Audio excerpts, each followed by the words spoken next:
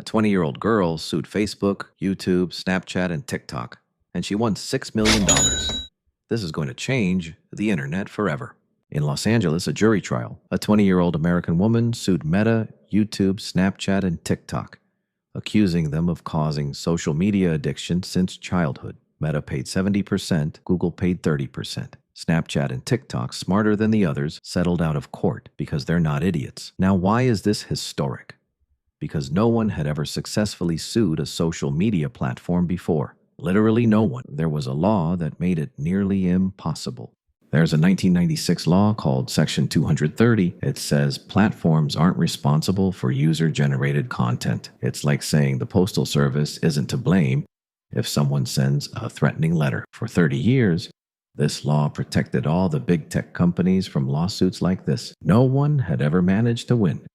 This is my perfect victory! The lawyers found a loophole.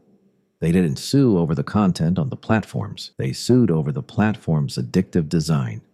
The algorithm, the infinite scroll, the 2 a.m. notifications. In other words, it's not what's inside. It's the trap itself. And that argument worked. They found an email from Zuckerberg asking to increase usage time by 13%. Tweak the algorithm.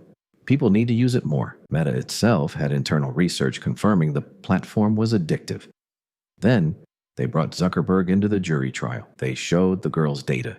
16 hours on Instagram in a single day. They asked an Instagram executive, "Isn't that addictive behavior?" Official answer had it here. Problematic, but not addictive.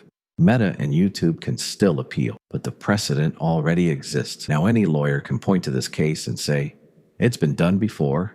It worked before. And this wasn't a class action. It was one person who sued and won. There are hundreds of millions of users on these platforms. Snapchat and TikTok, which quietly settled earlier, they're in trouble too, because the argument about addictive design applies to them just the same. Australia is already regulating, but the biggest decision that could change social media forever didn't come from a parliament. It came from a courtroom in Los Angeles because of a 20-year-old girl. Have you ever heard of the pigeon experiment? A pigeon pecks a button, food comes out. It understands, eats, and stops pecking. Simple.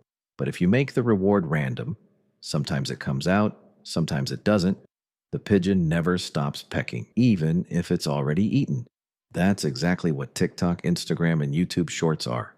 The next video might be amazing, might be mediocre, you don't know. And it's precisely that uncertainty that releases dopamine, not the video itself, but the anticipation of the next one. It's the same mechanism as a slot machine. And a teenager's brain doesn't stand a chance against an algorithm that's been trained for years to do exactly that.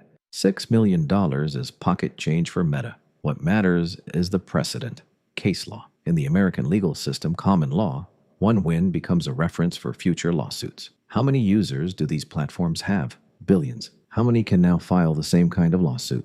Exactly. I don't know about you, but I'm about to file my own case and secure my retirement.